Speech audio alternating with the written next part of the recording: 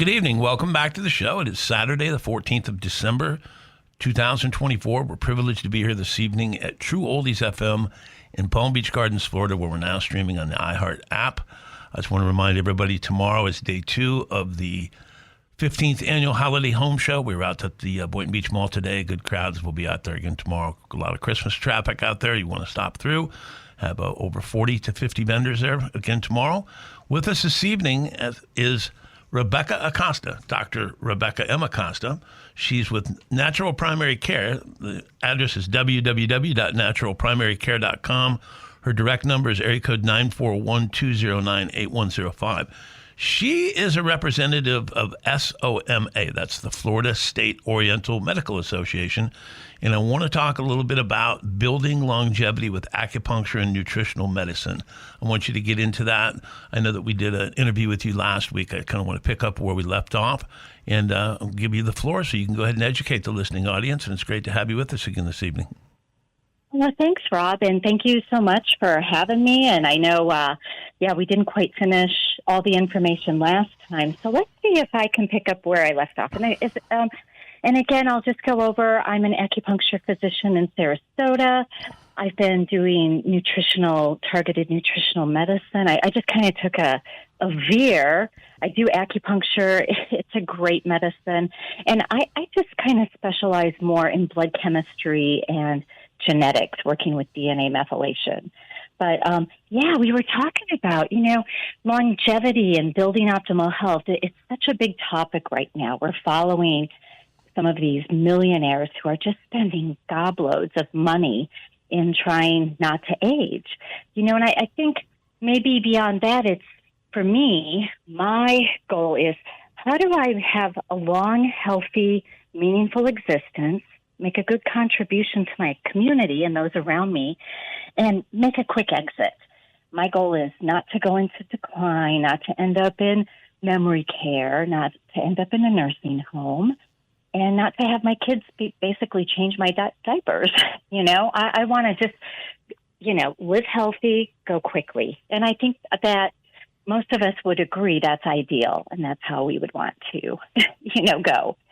So I basically have been studying for the past 20 years on how to do this naturally, safely, affordably. And there's many things we can do. I don't think we got into how to prevent, which is the scary stuff to me. I kind of joked and said, hey, I have more longevity in my genes, in my DNA, than I'll want. My great-grandmother lived to just 2 months before she turned 103.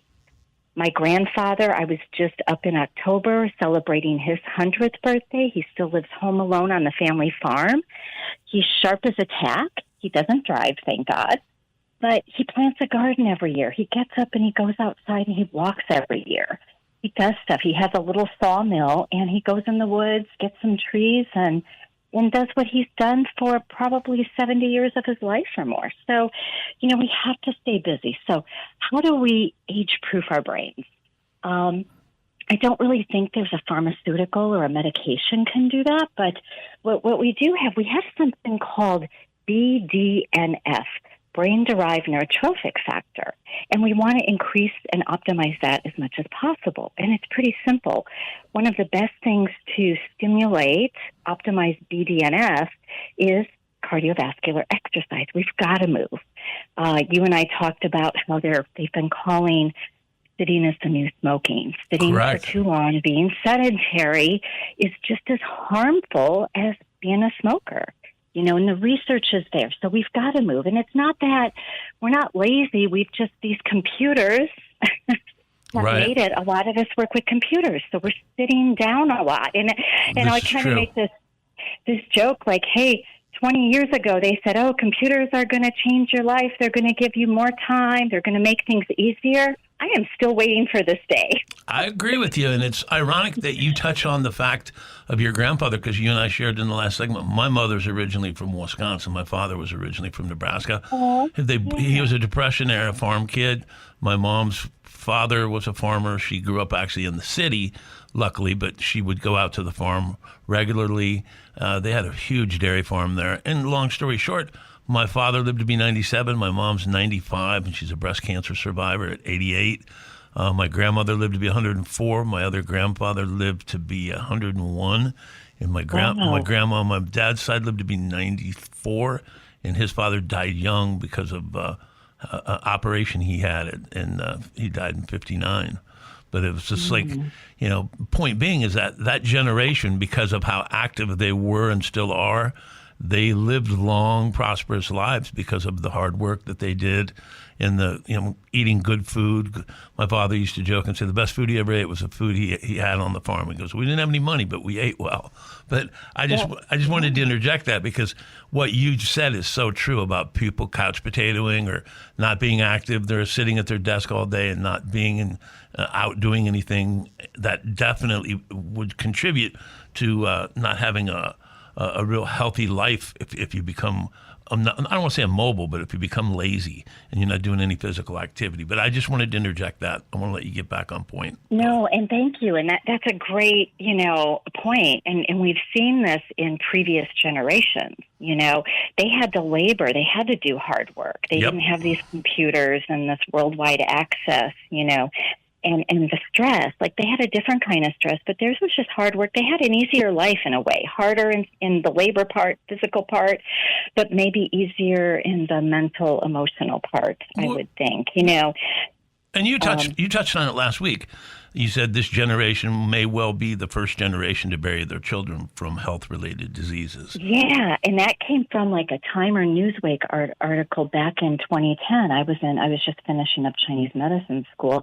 And I'm seeing it. And this is kind of this will tie into this. So when we talk about brain, how do we anti-age or age-proof our brain? How do we do more good things and less bad? How do we stack more cards in our favor? How do we turn our Titanics around before we hit the iceberg? It's really about that. And, one of the things is blood sugar. So BDNF, let me get back to that. I talked about brain-derived neurotrophic factor. We have to move. Thing number 2 that stimulates brain-derived neurotrophic factor is acupuncture. Just simple acupuncture really is good for the brain, even if, you're just getting a treatment for digestive issues. And acupuncture isn't just for pain. I think that's a point I'd really like to drive home. It is so good for the things that we see amazing results for, even though its claim to fame as pain, is female issues, insomnia, digestive issues, depression, anxiety. Those are the places where it really shines. And stress. One of the most common reasons for doctor's visits today is stress. And acupuncture is one of the very best things that you can do, apart from exercise, to handle the stress. I mean, stress sometimes even mimics a heart attack. People go into the ER, they think they're having a heart attack, they're getting a panic attack, and the doctor says, oh, I think it's just stress. So we got to get on our stress.